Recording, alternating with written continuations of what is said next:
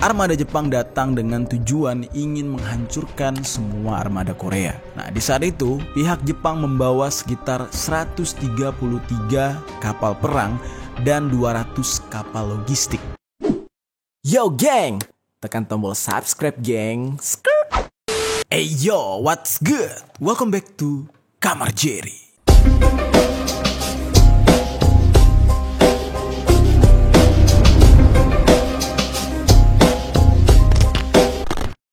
Geng, pembahasan kita hari ini adalah tentang sesosok hero yang ada di sebuah game yang sangat terkenal, yaitu Mobile Legends. Nih gue yakin nih banyak juga pemain Mobile Legends yang nonton nih. Buat kalian yang suka main Mobile Legends, boleh tinggalkan komentar di bawah, karena pembahasan kita hari ini adalah seputar game tersebut. Kita akan membahas salah satu hero terbaik yang ada di Mobile Legends. Namanya itu adalah Yi Sun-shin. Dia ini adalah hero marksman terbaik yang ada di game tersebut. Sebenarnya hero yang satu ini diambil dari karakter nyata atau dari sesosok orang yang pernah hidup di zaman dulu.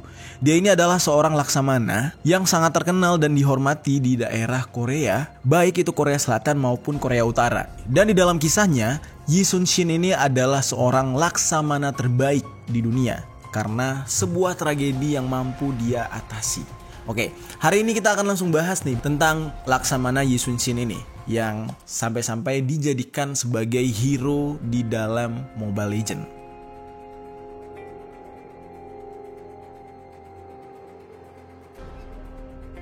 Yi Sun-shin ini lahir pada tanggal 28 April tahun 1545 di Gyeongseong-dong, Seoul, sebagai anak laki-laki ketiga dari Yi Jung. Sebenarnya dia lahir dari keluarga bangsawan, namun keluarganya ini sudah lama tidak mengikuti dunia perpolitikan. Dan juga walaupun dia bangsawan, sebenarnya keluarganya dia itu bukan keluarga yang berpengaruh gitu. Dan dia memiliki seorang ibu yang bernama Cho Gye-byong. Dan ibunya ini sangat sayang dengan Yi Sun-shin ini. Yi Sun-shin ini semasa hidupnya menghabiskan masa mudanya itu di daerah tempat dia lahir. Dan memang semasa kecilnya dia itu senang main perang-perangan gitu ya, bersama teman-teman kecilnya dia. Dan teman kecilnya ini menjadi seorang komandan. Dan di masa kecilnya itu dia sudah belajar membuat sebuah busur atau senjata dalam berperang. Nah, sebagai seorang anak bangsawan, dia juga mempelajari aksara Cina dan sastra klasik. Dan ketika umurnya beranjak 20 tahun, dia mulai belajar di akademi militer. Dan gak tanggung-tanggung geng, dia belajar di akademi militer itu selama 7 tahun lamanya. Lalu pada tahun 1564 dia menikah dengan seorang wanita yang bernama Nona Beng dari klan Onyang Beng. Nah, dari hasil pernikahannya itu dia memiliki keturunan 3 anak laki-laki dan 1 perempuan. Jadi anaknya 4 orang. Nah, lalu dia setelah menikah mengikuti ujian militer nasional Kuago untuk menjadi seorang perwira muda di umur 28 tahun. Namun naasnya di saat itu dia mengalami kecelakaan jatuh dari kuda dan mengalami patah tulang sehingga dia cedera parah. Nah, dalam kejadian itu dia gagal menjadi seorang perwira junior. Dia harus menunggu sampai tahun 1576, tepatnya di umur 32 tahun untuk bisa sembuh lalu mengikuti ujian militer itu lagi. Dan karena umurnya di saat itu terbilang tua, akhirnya dia menjadi seorang perwira junior dengan umur paling tua di saat itu. Setelah menjadi perwira, akhirnya dia ditempatkan tugas di daerah utara Korea. Waktu itu Korea Utara dan Selatan masih gabung nih geng.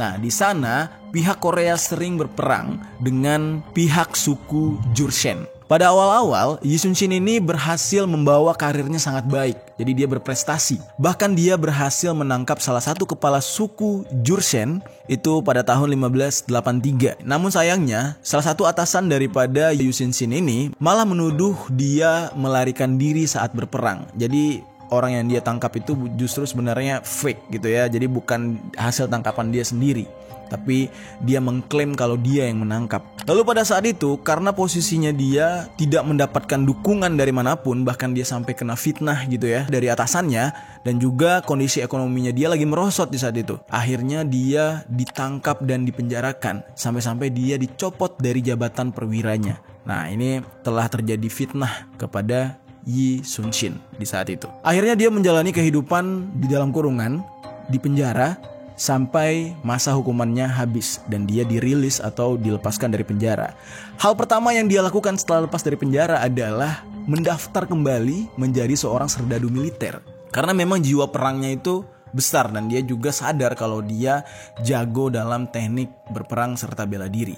Namun di saat itu dia tidak lagi mendaftar sebagai seorang perwira, melainkan dia mendaftar sebagai serdadu biasa. Jadi pion-pion atau pasukan biasa dalam berperang. Namun memang asal muasal ini orang seorang perwira yang pintar, mengatur strategi, jago perang. Sampai akhirnya tidak bisa dipungkiri kemampuan militernya itu sangat bagus sehingga dia dipromosikan menjadi seorang komandan militer dan ditugaskan di pusat kemiliteran daerah Seoul di saat itu. Dan dia juga menjadi seorang hakim militer di salah satu pedesaan yang ada di Korea. Dan pada akhirnya di bulan Februari tahun 1591 Yi Sun-shin ini dipromosikan sebagai Komandan Angkatan Laut Wilayah Barat Daya Provinsi Jeollado. Nah, itu dia sedikit biografi tentang perjalanan kehidupan Yi Sun-shin ini. Sekarang kita akan membahas bagaimana ketangkasan dia, prestasi dia di saat turun ke medan perang.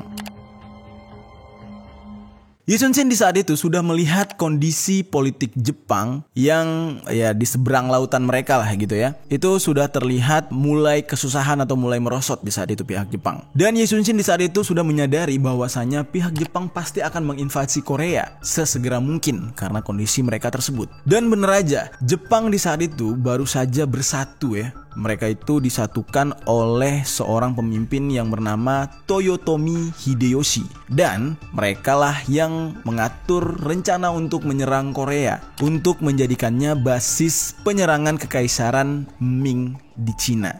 Jadi mereka tuh pengen nyerang Cina, tapi terlebih dahulu mereka menaklukkan Korea sebagai nanti pangkalan militer mereka untuk bersiap menyerang pihak China. Korea di saat itu diperintah dinasti Joseon mengetahui rencana Jepang ini. Namun di saat itu karena isunya masih simpang siur, mereka itu antara ragu, percaya sama nggak percaya gitu ya dengan aksi Jepang yang akan segera menyerang negara mereka. Namun Yi Sun-shin sebagai orang yang benar-benar siap dengan kondisi perang dan dia sadar benar kalau tiba-tiba Jepang nyerang ini bahaya. Jadi dia selama 14 bulan sebelum penyerangan sudah menyiapkan armada laut untuk melawan serangan dari Jepang yang kapan saja bisa terjadi. Nah, salah satu persiapan yang dilakukan oleh Yi Sun-shin ini adalah menyiapkan kapal perang jenis baru yang disebut dengan nama Geobukseon, yang berarti kapal kura-kura. Ini merupakan salah satu desain kapal yang cukup lama dimiliki oleh Korea, itu sejak tahun 1413 bahkan ya, sebelum Yi Sun-shin ini lahir. Tapi di saat itu Korea memang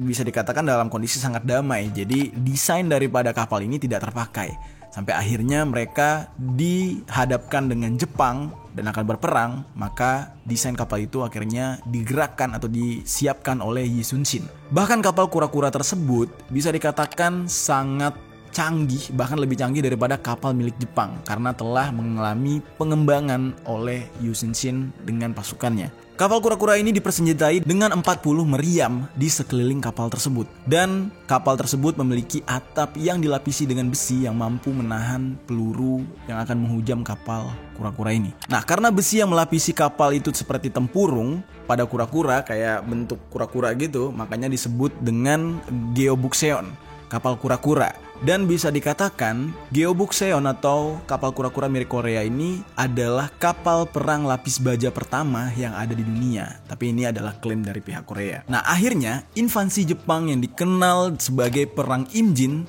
berlangsung pada tanggal 14 April tahun 1852. Memang di saat itu belum seluruh penjuru Korea itu sudah siap dengan invasi Jepang ini, geng. Jadi mereka tuh belum benar-benar mempersiapkan diri. Sampai akhirnya Jepang berhasil menguasai beberapa daerah yang ada di Korea. Salah satunya adalah kota Busan yang berada di bagian tenggara Korea. Kemudian dijadikan sebagai basis penyerangan milik tentara Jepang. Di saat itu pasukan Korea gagal menghentikan tentara Jepang setelah pihak Jepang ini angkatan daratnya itu bergerak menuju ke arah utara Korea. Dan di saat itu Yi Sun-shin bersama pasukannya langsung bergegas melakukan pergerakan menuju ke bagian utara Korea untuk melawan pihak Jepang. Jadi itu ibaratnya Jepang menyerang dari arah yang lemah gitu ya. Pihak Yi Sun-shin di saat itu malah bersiap siaga di daerah yang berbeda, namun akhirnya Jepang masuk dari sisi yang paling lemah. Yang membuat Yi Sun-shin ini akhirnya sangat terkenal adalah dia hanya memiliki segelintir pasukan. Dan dia bersama pasukannya tidak memiliki yang namanya pengalaman perang di laut. Nah, namun walaupun dia hanya memiliki segelintir pasukan, dia mampu mengalahkan ratusan kapal Jepang. Nah, jadi ini bukan dongeng ya geng ya. Ini bukan dongeng, bukan. Tapi ini benar-benar terjadi kepada seorang pejuang Korea di saat itu.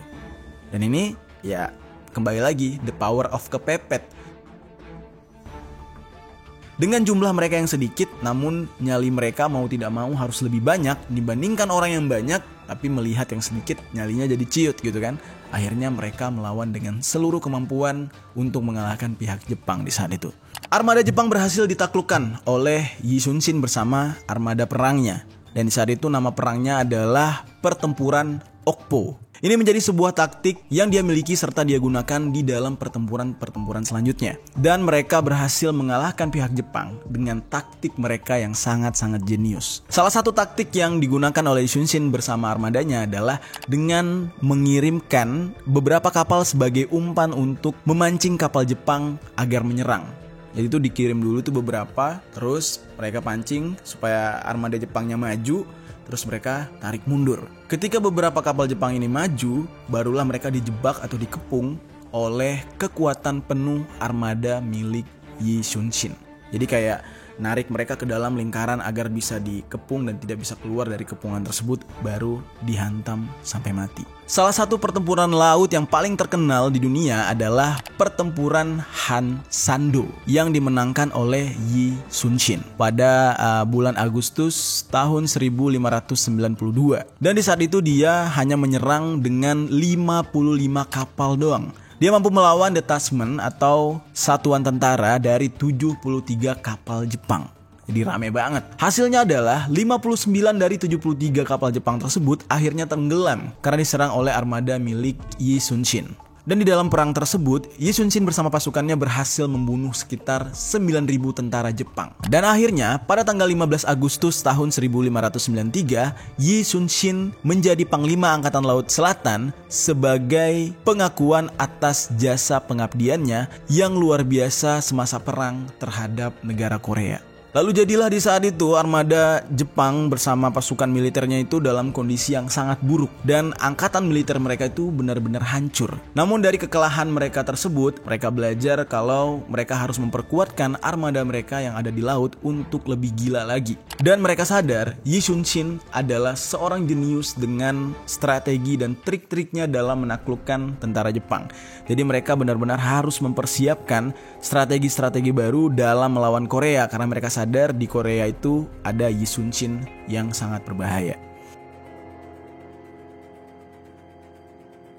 Akhirnya karena mereka kalah, pihak Jepang mengatur strategi baru dan strategi ini sangat licik. Mereka mengirimkan mata-mata yang bisa masuk ke dalam pemerintahan Korea. Yang dimana di saat itu mata-mata tersebut mencoba untuk memprovokasi pemerintahan Korea atau kerajaan Korea di saat itu untuk menyerang Jepang lagi. Yang dimana kondisinya Jepang sudah mempersiapkan kekuatan militer mereka lebih kuat dan lebih berbahaya dari sebelumnya.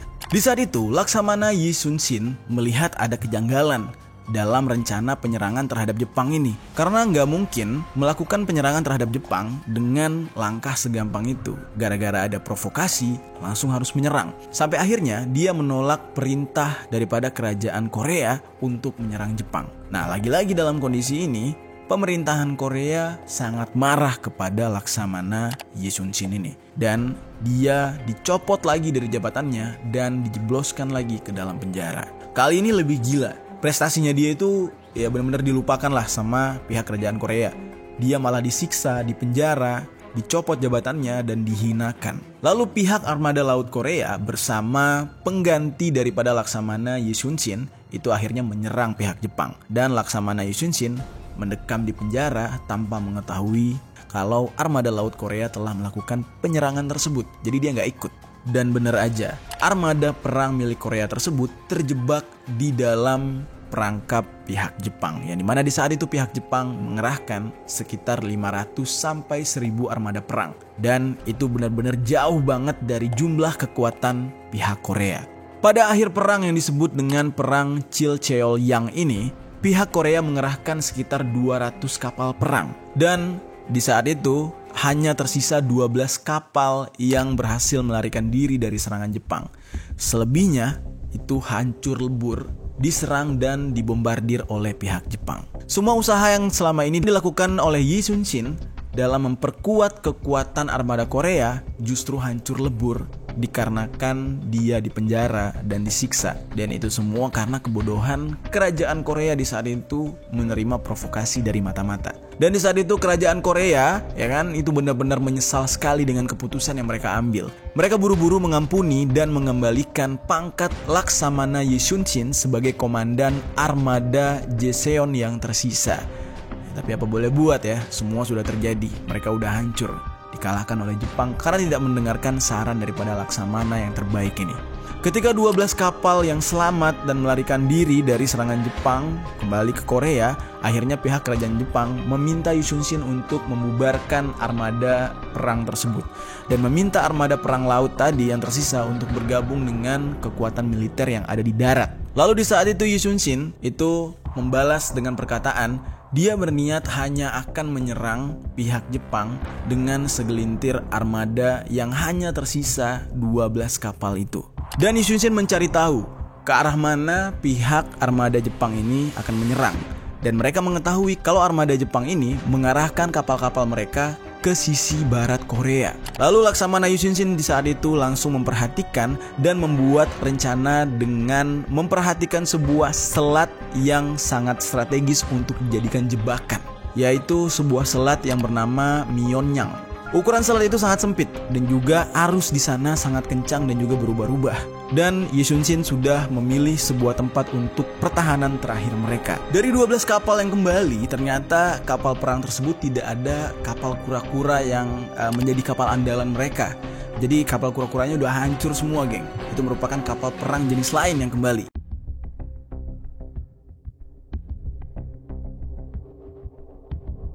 Dengan sempitnya waktu yang mereka punya, akhirnya Yi Sun-shin memanfaatkan segala cara untuk bisa mempertahankan kekuatan mereka dalam menghadapi Jepang. Nah lalu, pihak kerajaan Korea di saat itu mengerahkan satu kapal lagi, sehingga total kapal yang dimiliki oleh Yi Sun-shin untuk dia pimpin itu ada 13 kapal dalam melakukan penyerangan terhadap Jepang. Dan di saat itu mereka memiliki waktu beberapa hari untuk mempersiapkan diri dan melatih beberapa pasukan. Sampai akhirnya waktu yang ditunggu pun tiba. Armada Jepang datang dengan tujuan ingin menghancurkan semua armada Korea. Nah di saat itu pihak Jepang membawa sekitar 133 kapal perang dan 200 kapal logistik. Dan sesuai rencana, Yi Sun-shin menempatkan kapal mereka di belakang selat yang celahnya sangat sempit, yang membuat kapal Jepang ini harus melalui satu persatu kapal mereka di selat tersebut, yang lainnya menunggu di belakang.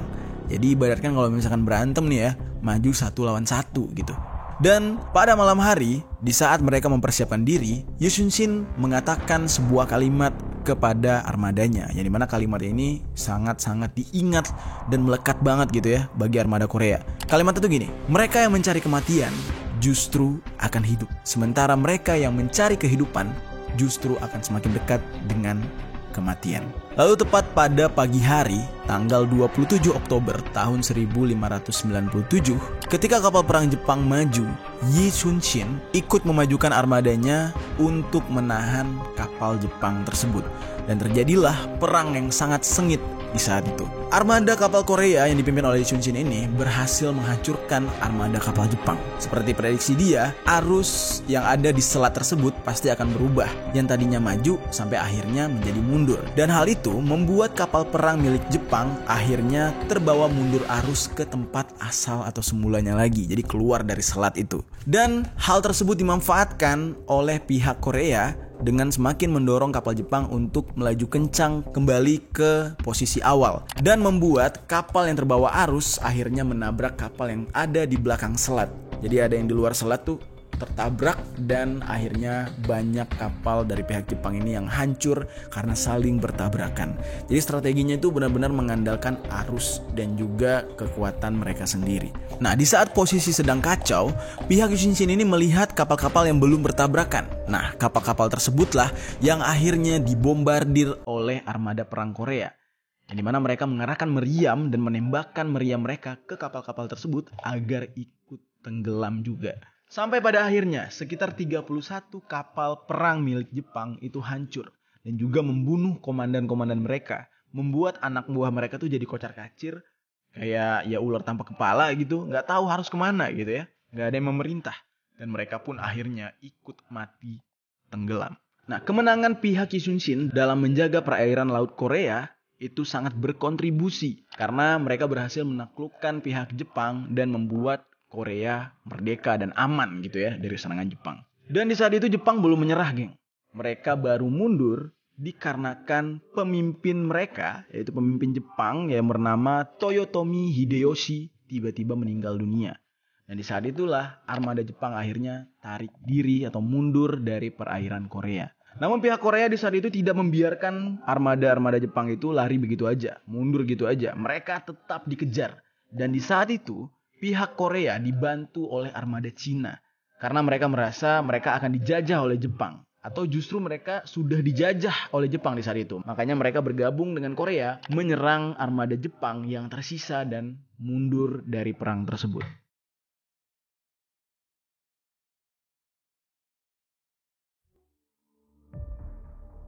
Mereka melakukan pertempuran terakhir di lepas pantai Noryang pada tanggal 16 Desember tahun 1598. Dan lagi-lagi di saat itu Korea yang sudah bergabung dengan Cina kalah jumlah dengan pihak Jepang. Yang dimana mereka setelah bergabung hanya memiliki 150 kapal. Sementara pihak Jepang masih tersisa 500 kapal perang. Dan ketika pertempuran di Noryang tersebut, Yi Sun-shin tertembak oleh peluru nyasar. Ya berarti dia meninggal itu secara nggak sengaja karena sedang perang. Nggak ada yang ngarahin senjata ke dia, tapi pelurunya itu benar-benar meleset nggak jelas. Akhirnya mengenai tubuh Yi Sun-shin. Nah di saat itu dia langsung sekarat. Dan dia sudah mengetahui kalau umur dia udah nggak lama nih. Bentar lagi bakal mati. Dan di saat itu dia memerintahkan pasukan intinya dia untuk menyembunyikan atau tidak mengumumkan dia itu lagi sekarat atau dia akan segera mati. Karena di saat itu dia ingin tetap menjaga semangat armada perang untuk melawan Jepang. Karena kalau misalkan orang-orang tahu dia udah mati, udah pasti rasa percaya diri dari armada-armada lain bakal turun. Dan dikarenakan rasa percaya diri armada Korea yang bergabung dengan Cina ini sangat besar gitu ya. Dan mereka di saat itu nggak tahu kalau Yi Sun-shin sudah sekarat di saat itu. Dan mereka akhirnya memenangkan perang melawan Jepang. Mereka berhasil menghancurkan dan menenggelamkan kapal perang Jepang sebanyak 200 kapal. Dan 100 kapal lainnya berhasil mereka sita dan mereka tangkap orang-orangnya.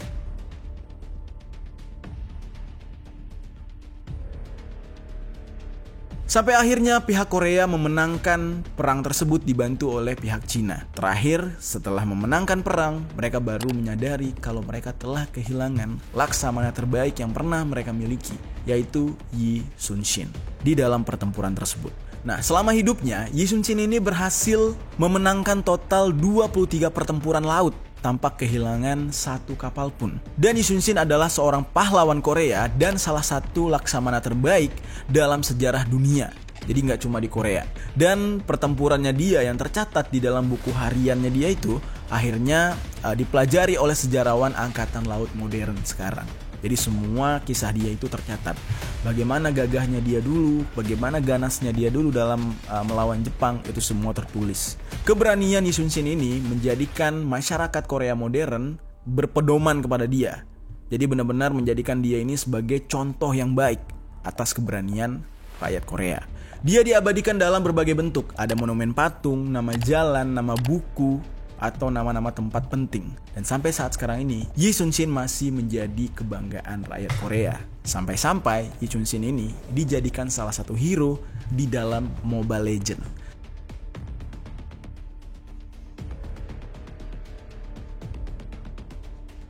Nah, jadi itu dia sejarah tentang salah satu hero Mobile Legends terbaik yang ada di game tersebut. Ternyata di dalam kisah nyatanya juga dia powernya, ultinya juga gila-gilaan gitu ya. Sorry banget ya, gue gak terlalu paham Mobile Legends karena gue belum pernah main Mobile Legends. Tapi ketika gue tahu salah satu hero-nya, karakternya itu diambil dari seorang pahlawan Korea yang semasa hidupnya berprestasi banget, bener-bener gagah, bener-bener keren, itu gue takjub banget. Salut sih buat Mobile Legends, keren banget. Oke geng, itu dia tadi sedikit kisah tentang Yi Sun-shin, seorang pahlawan laksamana armada Korea yang sangat kuat, yang saat ini diabadikan dalam bentuk apapun termasuk menjadi hero di dalam game Mobile Legends.